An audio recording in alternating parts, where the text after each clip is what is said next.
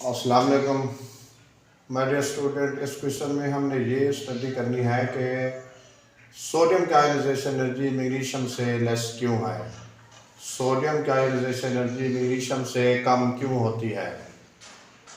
Ionization energy का जो relation है, ताल्लुक है, वो एटॉमिक साइज के साथ होता है। एटॉमिक साइज जैसे ही इंक्रीज होता है वैसे आयनाइजेशन एनर्जी क्या हो जाती है, लेस हो जाती है।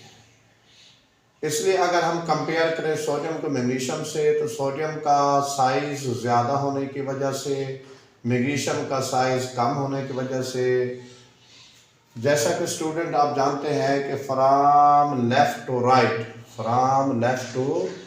राइट साइज क्या होता है, डिक्रीज होता है। इसलिए मैग्नीशियम का साइज लेस होने की वजह से, सोडियम का साइज ग्रेटर होने की वजह से सोडियम को एनर्जी कम रिक्वायर्ड होती है और मैग्नीशियम को एनर्जी ज़्यादा रिक्वायर्ड होती है अपने वैलेंस शेल से इलेक्ट्रॉन को रिमूव करने के लिए।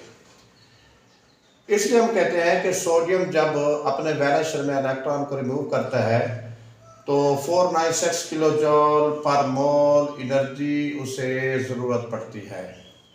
लेकिन इसके मुकाबले में अगर कंपेयर करें मैग्नीशियम को, तो जो वो अपने वैलेंस शेल में इलेक्ट्रॉन रिमूव करेगा उसे 1450 किलो जूल पर मोल के हिसाब से एनर्जी रिक्वायर्ड होगी। इसलिए मैग्नीशियम सोडियम से ज़्यादा आयोनाइजेशन रखता है। और एक रीज़न और भी है कि मैग्नीशियम के वैलेंस शेल में 2 इलेक्ट्रॉन है और सोडियम के वैलेंस शेल में 1 इलेक्ट्रॉन है। 2 इलेक्ट्रॉन को रिमूव करना डिफिकल्ट है, 1 इलेक्ट्रॉन को रिमूव करना इजी होता है। इसलिए माय डियर स्टूडेंट्स, इस क्वेश्चन में यही बात डिस्कस की गई है कि सोडियम का जो आयनाइजेशन एनर्जी का रिलेशनशिप है वो एटॉमिक साइज और वैलेंस शेल में इलेक्ट्रॉन की तादाद पर होता है। जैसे ही साइज डिक्रीज होगा वैसे आयनाइजेशन एनर्जी क्या होगी, इंक्रीज हो जाएगी। यानी कि साइज और आयनाइजेशन एनर्जी का आपस में जो रिलेशन है वो इनवर्सली प्रोपोर्शनल है। जैसे साइज डिक्रीज होता जाए, left to right size decrease होता है, तो आयनाइजेशन एनर्जी क्या होती है, इंक्रीज होती है। सो